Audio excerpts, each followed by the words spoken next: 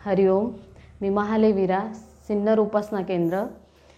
बापूंचा एक अनुभव सांगते मी तुम्हाला की आपण स्वतःसाठी खूप मागतो, पण अशी घटना घडली की आमच्या शेजारी एक भाभी राहते, तर ती वरून टेरेसवरती वर गेली आणि तिथून डायरेक्ट खाली पडली. तिच्या पूर्णपणे डोक्याला इतका मार लागलेला होता का नाकातून पण रक्त यायचं आणि ती अगदी रक्ताच्या थारोड्यामध्ये पडलेली होती.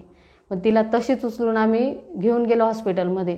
तर ते सिन्नरच्या हॉस्पिटलमध्ये तिला घेतलं नाही आणि नाशिकला आम्ही जेव्हा घेऊन गेलो तिथं बापूंच्या कृपेने एकही रुपया तिला असं डॉक्टरने विचारलं नाही का तुम्ही आधी द्या मग आम्ही पेशंट घेऊ. सिरियस केस होती म्हणून त्यांनी डायरेक्ट घेतली आणि आम्ही सिन्नर ते नाशिकपर्यंत जोपर्यंत मी जात होते तोपर्यंत बापूंची धावा करत होते की बापू हिला कोणी नाही आहे, म्हणजे मिस्टर पण नाहीत आणि लहान मुले आणि ती आई आहे, तर ती आई खूप गरजेची आहे मुलांसाठी. तर खूप नामस्मरण करून बापूंचं मी आराधना करत होते आणि ती बापू भक्त पण नाही, तरीसुद्धा बापूने हाक ऐकली आणि आज ती इतकी व्यवस्थित आहे पूर्णपणे का ती त्यातून बाहेर निघून ती कामाला पण जाते.